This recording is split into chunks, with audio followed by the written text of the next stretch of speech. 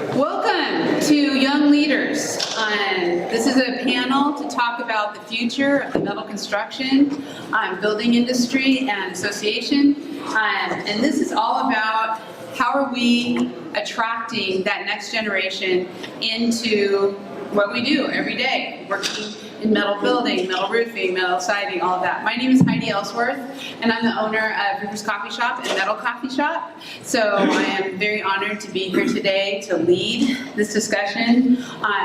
We have a distinctive group of panelists here, and we're going to have some great conversation. I would encourage everybody to, as you have questions or comments, let's keep this interactive as we're going through it. First of all, let's go with some introductions. Leanne, can you start and then pass the mic down?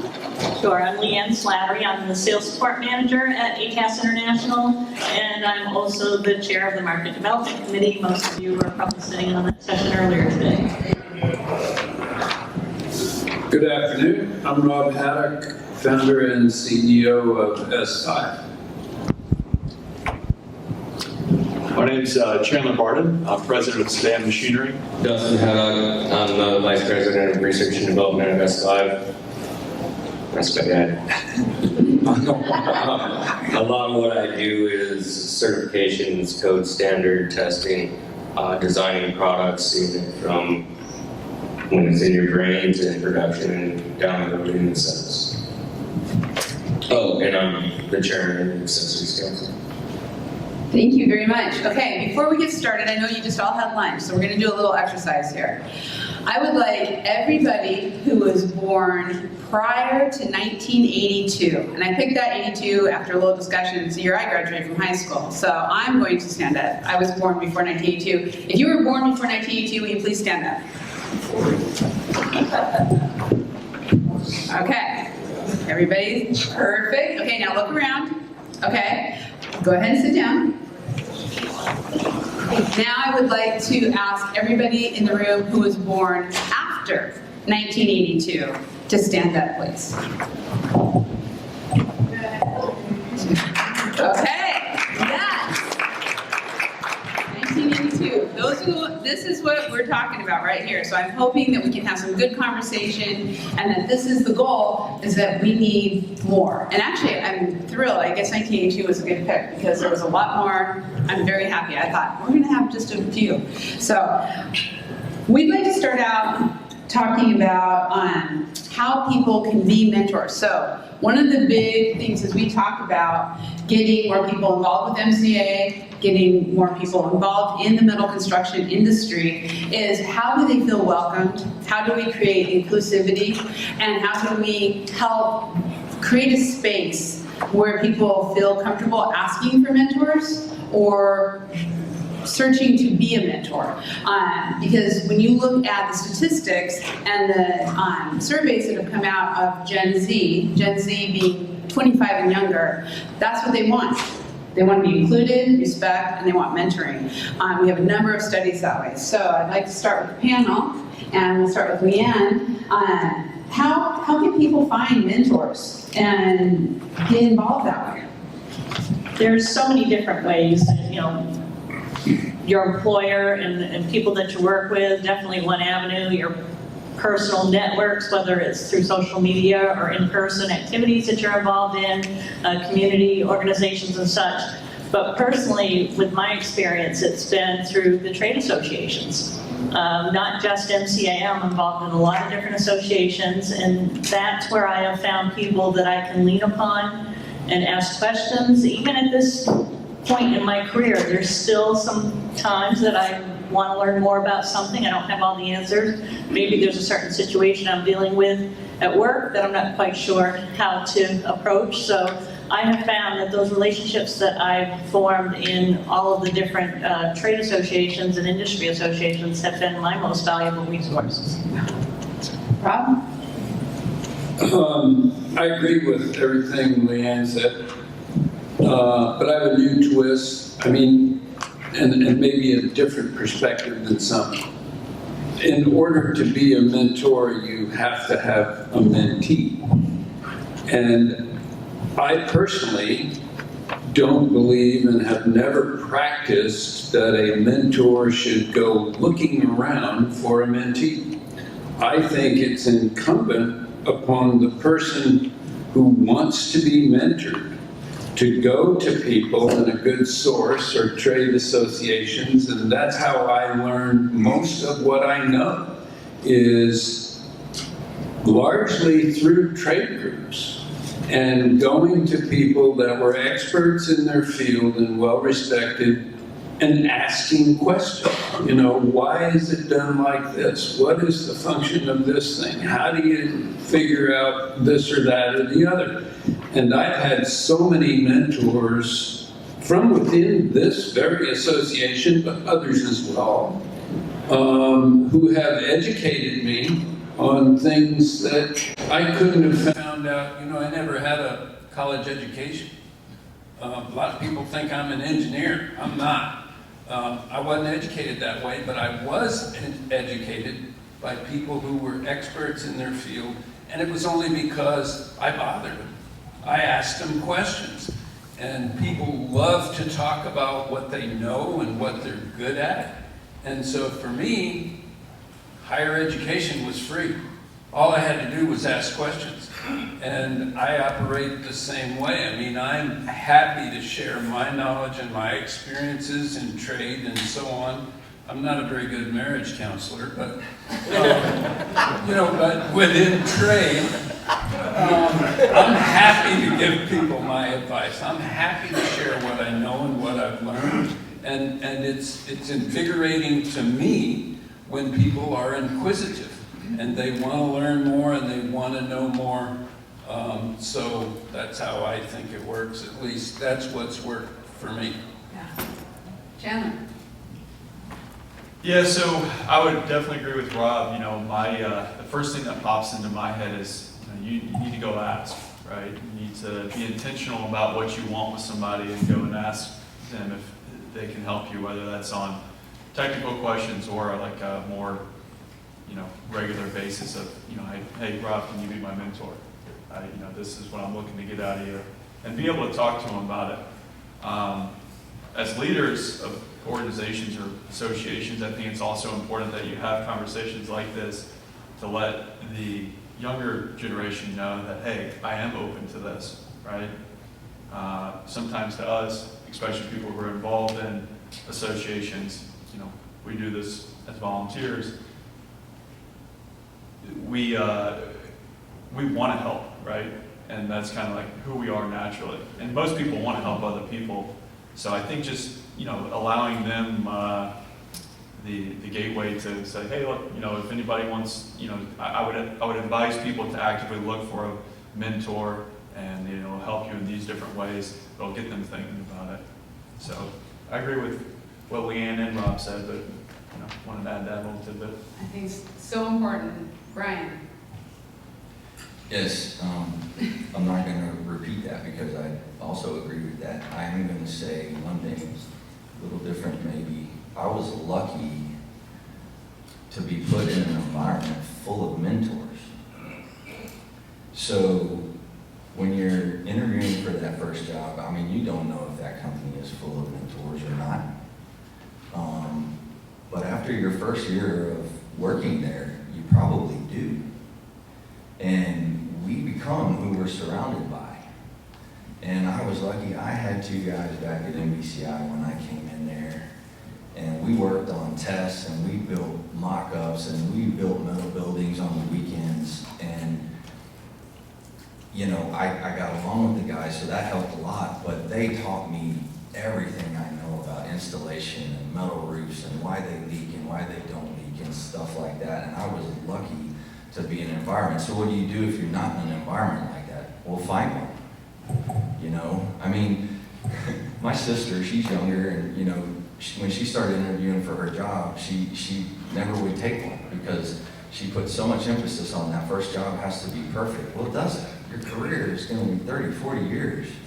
So if you get that job and you don't have any good mentors there, or there are bad mentors there, change it. There's work involved with that, and that's where I echo Rob's deal. You have to work at it. You're not just gonna be assigned, well, this is your mentor the day, you come in the door. You just have to work for it if you really want to learn from other people. One of the benefits of going last, I don't have to say much. But for me, I can just talk from my own experiences. I'm one of the relatively younger guys that has found myself in several leadership positions. And what I've done is I've always been a mentee. I've never stopped learning. And I try to find people who are smarter than me, and then I try to find somebody that's smarter than that person. And the networking that MCA, MBMA, in different associations like CA and whatnot, there's always you ask a question, somebody may not have the answer, but they can point you to somebody that does have the answer. And you just keep doing that. And all of a sudden you say, hey, participate. I serve on UL's standard technical panel for testing of little tech panels and racking components. The way I got that was asking questions and being inquisitive. And they said, well, why don't you serve on this panel? You let me do it. What are the qualifications? And I jumped on there. Now I'm in the room with some of the most brilliant engineers in testing. And I get to pick their brain. And so it's always be hungry for knowledge and never stop being a mentee. And if, what Brian said, if you're in an environment where growth and learning isn't encouraged and participation, like people want to come to MCA or to some of these events and that's not encouraged, honestly find somewhere where growth is encouraged, because you're going to stay where you're at if you don't keep seeking more.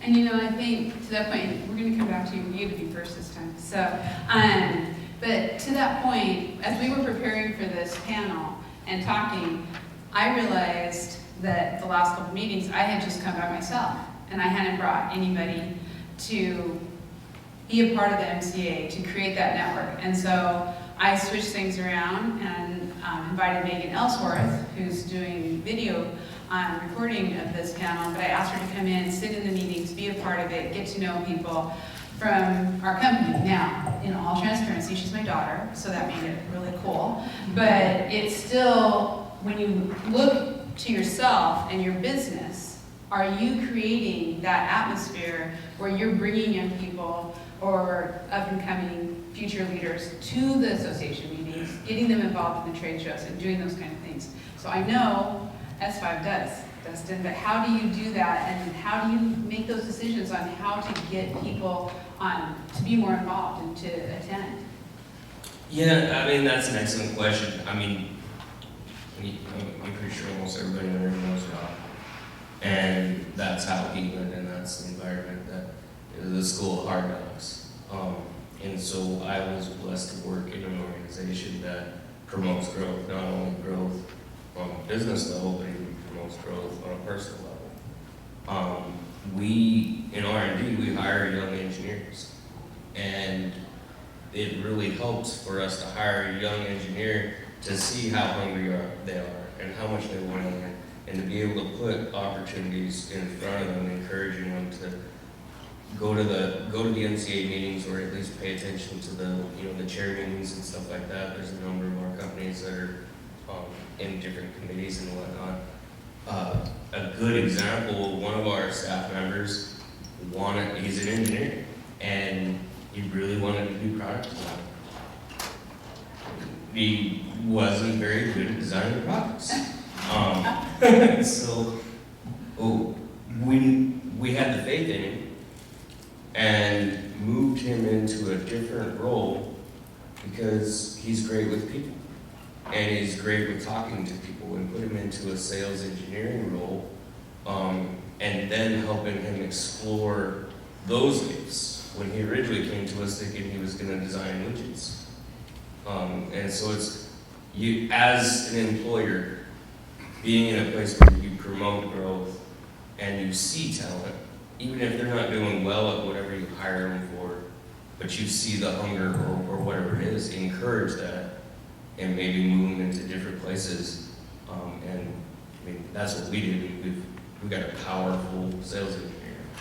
I'm just gonna ask one quick question, sorry, but, so you're hiring a number of young engineers. So when you're interviewing, how important is that to the people you're interviewing and you're trying to hire for them to see people like them in the business? I think it's very important. One of the first things, or not first, but after I'm interviewing somebody, what I tell them is we're here to promote growth. And if you're not growing, you're dying. And so we're constantly, seeking Superman, but we're constantly seeking somebody that is like, I don't mind if I'm sweeping the floor, because maybe one day I'll be running the company. And if they want to continue to move up, we give them those opportunities and we make it clear. And if we're interviewing somebody that doesn't seem like they're hungry for that growth, they just kind of want us to, like some engineers are like, well, I just like sitting behind you doing CAD. And, then we move on. Brian, Greenspan, how are you bringing this next generation up? Well, specifically, I think it was the summer meeting, MCA offered a discounted rate if you could bring more folks from your company, and we did. I brought 2 guys that they knew all about the MCA but had never been to a meeting, so that was one way, to get them involved, and the MCA was instrumental in that, in trying to promote more attendance through, a little carrot there, a reduced rate. So that's how specifically we would do that. I do have one comment for the mentors, because there were quite a few people that stood up that were pre-82, including myself. One thing we do at Greenspan, and I try to remind myself to do this, is I remind myself that my project managers and my engineers don't have the same experiences that I do. So when we're talking about a project, and we may be talking about fasteners or sealants or trims or panels or inlets or anything like that, I just start rattling off all of this jargon. And I have to remind myself to hit the brakes. Let's take a little 10-minute, gather everybody up, explain something to them. And it is like baby birds. They're just like, oh, please give me more information. They love it. The more that they can know about that stuff. So to the mentors in the room, don't forget, you're a teacher. You're supposed to bring them along. Do your job. Yeah, gentlemen.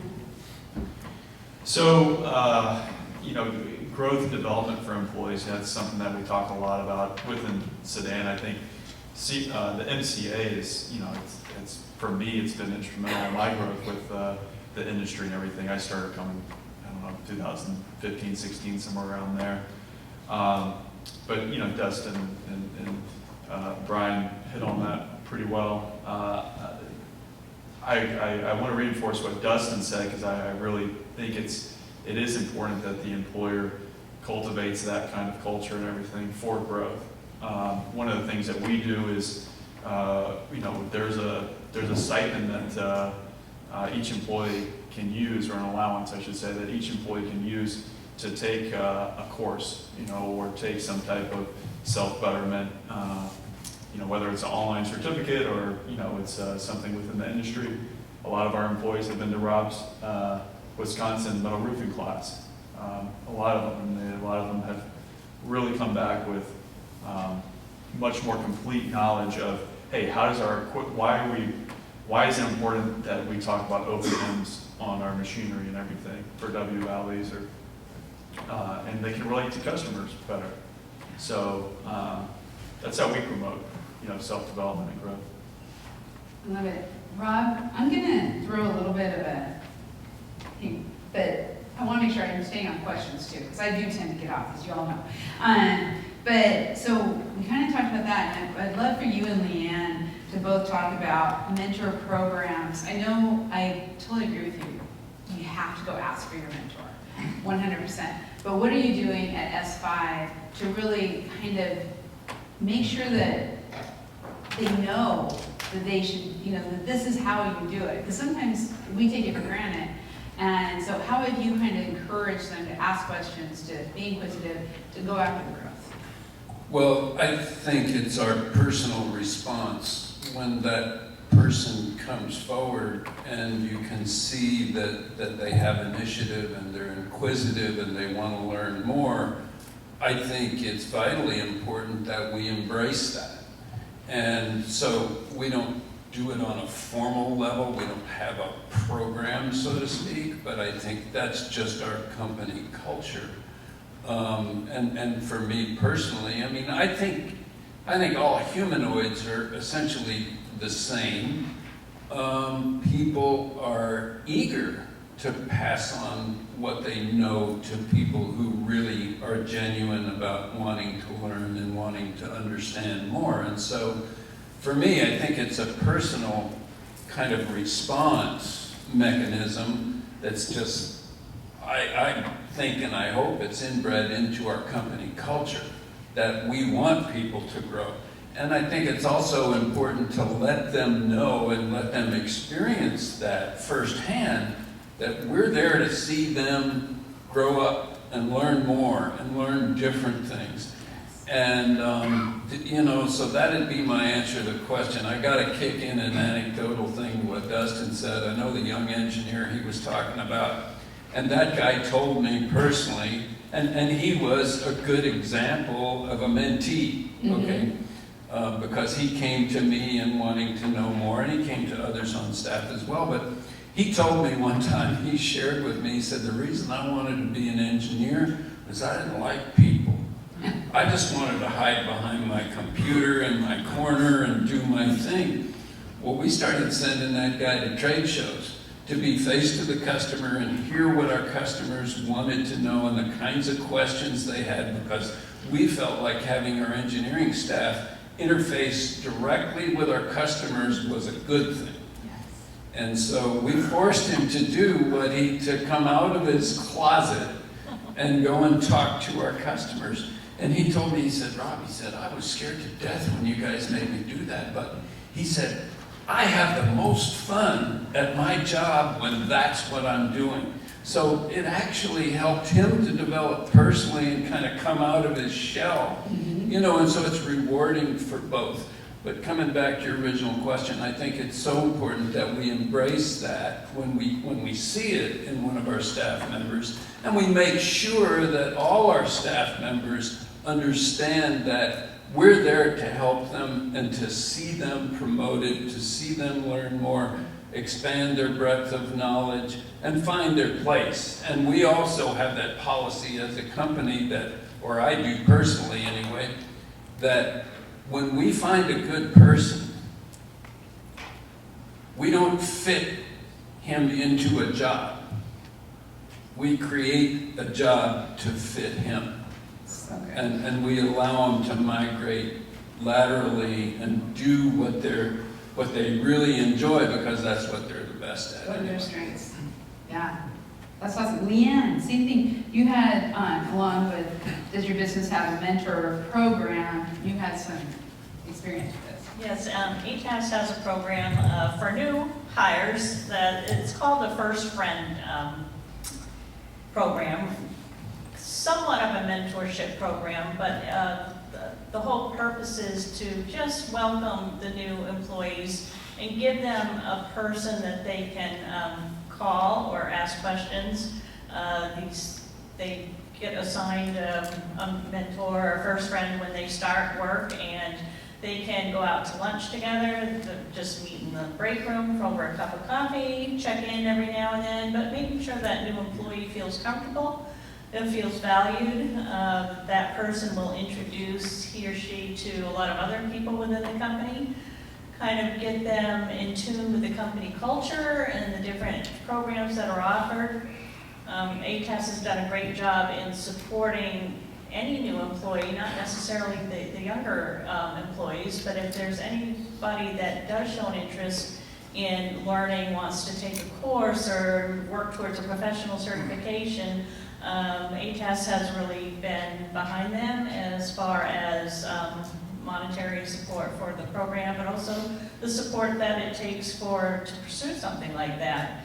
And we make that well known, from the beginning when somebody starts. So again, if they have a hunger for the knowledge and want to put in the time that it's going to take to learn something new or earn a certification, we're behind them with that. I love that.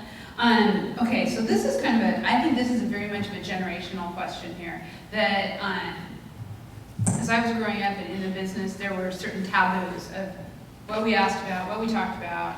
I mean, it was just kind of that way. That has changed now. It's much more transparent, authentic, open culture today. So for everyone in here, both those who are working with the next generation and the next generation coming up, and I'm starting with you, Leanne, what is the best way to set yourself up for success, as in that young person wanting to have success? And do they ask for promotions, raises, to go to these shows? All these things that maybe when we were starting out, you weren't supposed to ask that kind of stuff. And what's happening now, how should they kind of maneuver that? That is key, is to just ask if you have an interest, whether it's going to a trade show or to another event, or you want to work towards a certification or whatever. Just ask. I think the younger folks don't have as much of a problem asking as, especially being female in this industry. When I started many years ago, it was totally different. And it's really refreshing now to see the younger folks, and especially young women, speaking up for themselves. Heidi and I are both involved in the National Women in Roofing Association, and to go to those functions is a great thing. When I started in this years ago, NAWIC has been around for a long time, National Association of Women in Construction, and I really didn't want anything to do with them because I just wanted to fit in with the guys and not be singled out and go to a women's only, but things have come a long way. And the National Women in Roofing, that's a great association. And for young women to talk to one another, and also those of us that are older that are there to share our experience with them. So I think that's a great thing for the young women, and that can kind of segue into what you do at work too. It's just to have more open conversations as far as ways to work your way up the pole. Yeah, work your way up. Rob? What was the question? The question was, what is the best way for a young person? What is the best way to set yourself up for success? Do you ask for promotions or raises, or how do you go about that next step? Well, young people are always asking for promotions and raises.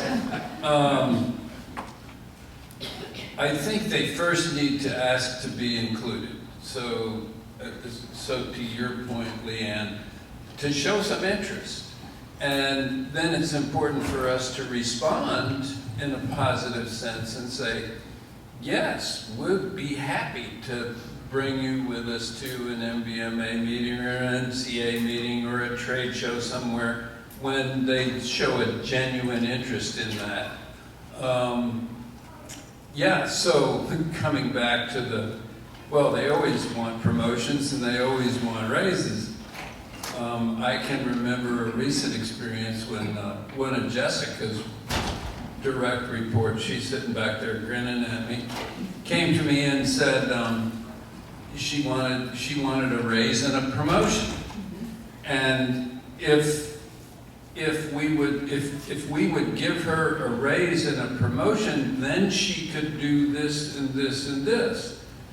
And I said, that ain't the way it works, honey. You don't get paid in advance for what you think you might be able to do. You demonstrate to us that you can do it, and then you get the raise. And it amazes me that some of them have it a little backwards. But in that particular case, she had she was not so good at something. And I said, go to school for it.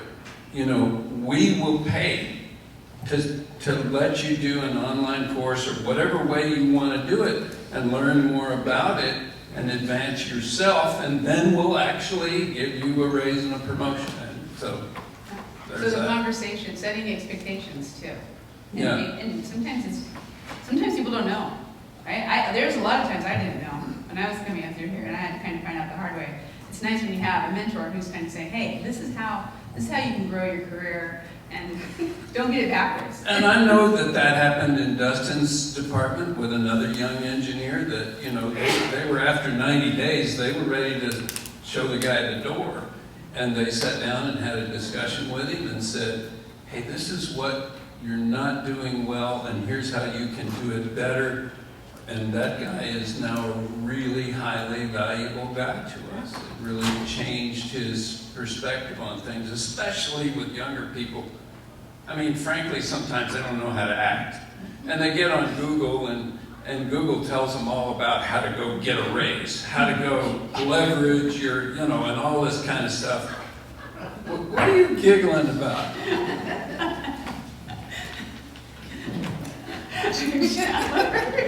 Okay, I agree with a lot of what Rob said, and I have, you know, plenty of stories and experience with some of the, you know, same type conversations of coming to me and wanting to a promotion and a raise, and the action's not there yet.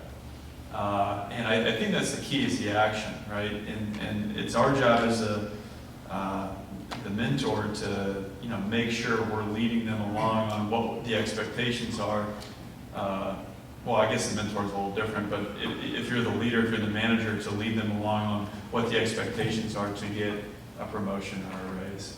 I do, you know, going back to what I was saying earlier about, you know, the policy of, you know, allowing or having an allowance for self-development and everything, that is to help set our culture. One of the things that we've realized, or that I've realized when you have that, people do expect quick growth, and especially young people expect quick growth. And so, you know, as leaders, that's something else you have to kind of juggle and start to, again, have the conversation about it. Sit down with them, as Rob's saying, and you know, talk about what their roadmap is, and trying to figure that out long term, and not just reacting to them coming to you. As we all know, everybody's different, so it's difficult to have that conversation over and over, but that's what we need to do. And we're in tough times as employers. I mean, let's be honest, that unemployment's really low, and talent and good talent you want to retain, but you want to retain it in the right way. So I personally think with our business, it's a challenge. Do we keep them challenged enough? Do we create the balance? Do we have the conversations to set expectations, you know? I think that's one of the big advantages of having a mentor outside your organization as well, right? You know, it's just as, you know, we talk about generational differences a lot. If, you know, you're in a different generation, it's not only just that the older person has to conform to what the millennial or the Gen Z is thinking, right? The Gen Z also has to know what the, you know, Gen Y or baby boomer or whatever it is thinking. So I think it's a two-way street, and so, you know, if you're a mentee, you know, I would say that, you know, try to find a mentor that is a little outside of your generation, and, you know, understand their perspective as well. Brian? I love this question. Okay, I don't know that my response necessarily is just for young people. I think it's for anybody who's been in the workforce and had a supervisor, regardless of age. If I could impart one thing, and this happens in my company all the time, is you have to realize that your supervisor has a job too, and he or she doesn't sit at home wondering how to advance your career. It's important. But his job or her job is just as important, if not more important. And I've had people come to me and they're like, I want a raise, I want a promotion. What do I need to do? And I'm like, well, I don't know. What do you think you need to do? And then they sit there and they're like dumbfounded because they haven't thought it through on what they can do to advance their career. And I just tell them the cold hard truth. You know, I had a conversation with a guy named Louis. I said, Louis, I don't sit around here all day trying to figure out how to advance your career. And trust me, dude, that's not what you want me to do. You know, you want it to be part of what I'm thinking about, but not my single focus is how am I going to advance Maria? How am I going to advance, you know, David? I just don't, and that's what I wish I could impart to my sister who's a little younger, that you need to go and talk to your supervisor. Speak up. We mentioned that, you know, seek it out, speak up, but have a plan. You know, realize that your boss is not sitting there toiling over how to advance your career. I know that sounds harsh, but I mean, it needs to be part of the conversation, but not all of the conversation. And then here's the old school thing. How do you set up yourself for success? Go in early and stay late. I don't like the answer, because I don't like going in early and I don't like staying late. But that has a big deal. When a supervisor is looking over a pool of employees, I guarantee you they can tell you who's there early. And it shows initiative, and it shows that you're hungry, and it shows that you want to be recognized above the other folks. Okay, Dustin. Yeah, Brian, you kind of stole my thunder. I was really excited for this question, and then you said a lot. I mean, for me, very similar to Brian, show initiative, and I'm going to take it not necessarily from a supervisor level, but from a staff level. And just what Brian said, my manager's job isn't to pay attention to furthering my career. It's my job to make sure my manager knows everything that I'm doing and have accomplished. And when I started out, I did go to college with my dad, and I was a business major for a little bit. I didn't follow that route, but they beat it in my head about business etiquette. You had to go to learn how to eat dinner at a business setting, and they had just beat my brains in with, it's like villainizing the business world. And when I went to work, I realized I'm working with people. They're people. It's not this, I'm not working for a corporation, I'm working with people. And when it came review time, back in those days, I was reporting to my dad. And I didn't see how busy he is. Like, there's no way that he can keep track of everything I'm doing. And so I would review myself. And I would take the time and I'd come up with a report of what, you know, whatever the review was, whether it was over a quarter or a year or whatever. Showing my accomplishments, showing my shortfalls, projects and work, stuff like that. So that I had, going in there, the confidence of, this is why I'm a rock star, because there's more money. And you know, I see that a lot, people going the other way. Like Brian said, show up early, leave late, initiative. Don't wait for your manager to tell you to do something. You see something needs to be done, do it. And don't be afraid to let them know that you took care of it.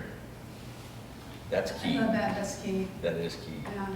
I'm going to add in there too that those should be ongoing discussions, right? Whenever you have that moment of empowerment or that moment of having that conversation, or you're sitting at lunch and you talk about the projects that you're working on around leadership.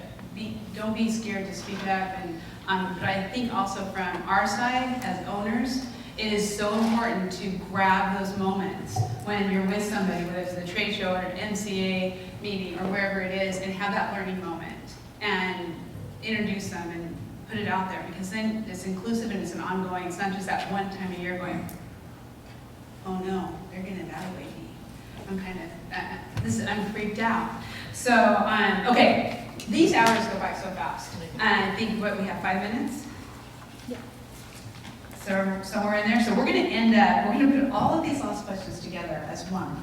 And we're going to say, let's just talk about joining associations, the associations that you think are important, that young people get involved in, and what they should be doing as part of looking for those outside mentors, right? So by going through the trade associations, and so just the importance of what you all have learned by coming to MCA for so many years, right? How can you do that across the board? Dan? Yeah, I can't stress enough about the trade associations. I took that upon myself. My previous employer, I was in the marketing department at the time, the marketing manager, and by placing ads into different publications and what I was seeing online, CSI, which is the Construction Specifications Institute, had a local chapter. And the more I learned about that association, I really wanted to understand better about the whole process of the design and construction of a commercial building, not just the little piece of the panel that we made that went into a building. And again, we had a local chapter, I found out, and I got all the information, what it was going to cost to join or whatever. I presented it to my manager. I said, I would like to join this association. This is why. This is what I think I would get out of it. This is what it would cost. Will you pay my membership dues so I can go? And with all of that, he said, sure. You know, it was that easy. But I think a lot of people, I do think you need to go a little bit further instead of just asking, hey, can I join this association? Do your homework a little bit and teach the younger folks in your organization to do this. You know, find out what your interest is in, what do you think you'll get out of the association. And a lot of times, all of these associations, like CSI and AIA and the architectural ones anyway, they'll let you attend as a guest for a meeting to dip your toe in the water and see if this is something for you. So even doing that first before going and asking your employer to help support you in joining an association, that might help as well. Really important. Rob? I think that the value, I've always been kind of a joiner, but the value is not in joining, it's in participating. And it's a very real value, but it's also a soft value. So joining and don't join if you don't participate, number one, because then it's valueless. But the networking that you can do by participating in the relationships that you can build are absolutely invaluable. So it's not a decision you want to let your CFO make. Because they're always going to say, you know what that costs? You want to bring 4 people to this association meeting? Well, what's the payback? That's just CFO mentality. That's their job. No, Mr. CFO, you can tell me what it costs to send people there. That's fine. But the value is a soft one. It can't be measured, really. But I know from my life experience, and I've been in this industry now 50 years, that there is so much value in joining people, peers, etc., people in this room. I mean, I've established relationships with people here that last a lifetime. And that is absolutely invaluable. You just can't put a dollar figure on it. So I'm a proponent. I agree. I want to add one thing to that, Rob. Sorry, I'm going to jump in there. But when you bring other people to these meetings, trade shows, they find friends. And then they want to continue to be. And I'm going to use an example of Megan. Is lucky enough to be here and stuff, but she has friends now when she goes to the International Roofing Show, and they're all like, let's get rid of these old people and we'll go out and we're going to be together, right? And they're spending time, and now they're building that culture within the industry as they come up, and they will be friends for their whole career. It's so, I think it's so critical. It's a generational thing. You've got to pass it to the next generation, involve them, encourage them to continue that networking, to continue that that social and professional experience to be friends Yeah. with folks. So, yeah, what I'll add to this is that it was brought up in the board meeting yesterday that, you know, when you go to a younger generation, you try to get them to come to the association meetings. It's an excuse of, you know, well, I don't have time, or, you know, I'm busy doing X, Y, and Z. And whether that's valid or not, that's another question, but I think it's, you know, we have to also sell it to them. And I'll just be frank here. You know, we did the exercise of born past, before 82 and then prior. It's a huge opportunity for them, right? You know, there's a lot of people here that are going to retire in the coming years, right? You get involved with the association and you start to grow, and, you know, it opens doors where, hey, you know, you can help your current company and, you know, get them to the next level and grow with them. And then it might be another company that somebody retires, and now you have that relationship. You know their, you know that sector of the industry, that niche of the industry, and you make that move over there. And so I think, you know, we all know the benefits of the networking part of this, but getting the younger people to buy into it, you know, that's one of the sells I would have. And it's not bad. I mean, we're at the beach. You're welcome. Yeah. Frank? Yeah, networking. If you're in the metal industry, chances are you're going to be working for another company in the metal industry because you never get out once you're in. So network. How do you do that? We have stuff that is on the schedule where we get together and network. But after all that's over, go to the hotel bar. If you don't drink, order a club soda. Okay? What if you don't play golf? Go anyway, ride in a cart. Because you're going to be paired up with somebody else, and you're going to have a good time, and you're going to talk to them for 4 hours in that cart. Captive audience. I mean, it may be somebody that you don't know, it may be somebody that you do know, and you catch up. But networking, yes. How? Do whatever is there. You know, even if you aren't a golfer, or you're not a drinker, or, you know, whatever it is, just go and do it and meet as many people as you can, because chances are you might work for them later. Yeah, but I'd caution you on the golf thing, because if you're the reason the team lost, I take kind of a similar but different approach. I've always said if you're not at the table, you're on the plate. And so what we've done as a company is we look at the associations that are driving the industry and that are helping shape code, helping shape standard, build the market space.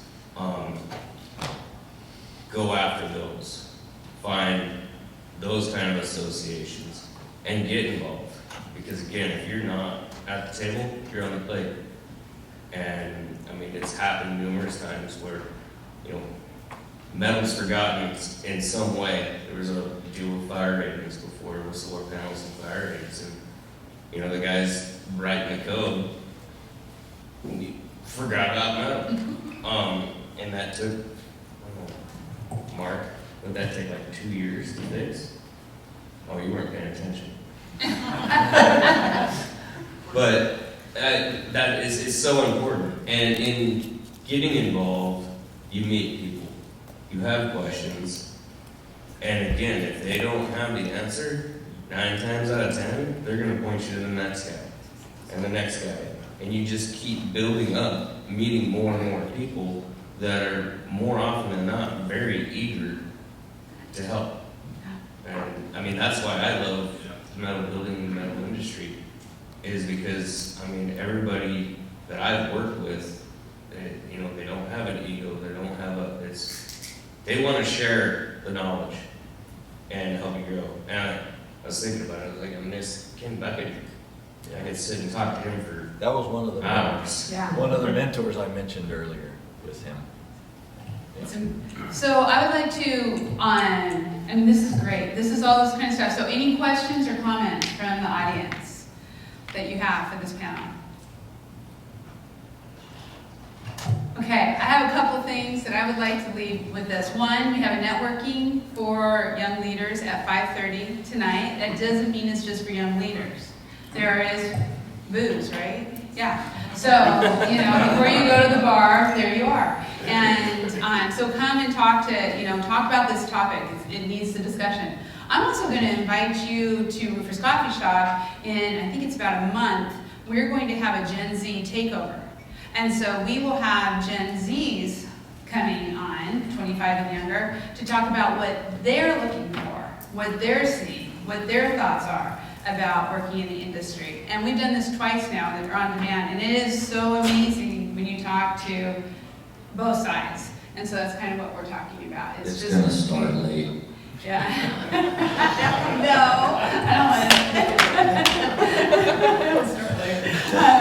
to. So, please continue this conversation. I want to say thank you very much to the panelists. I want to say thank you to MetalCon for starting this and for partnering with MCA. And I really want to say thank you to Zanat, who pulled all of us together to make this happen. So, thank you very much.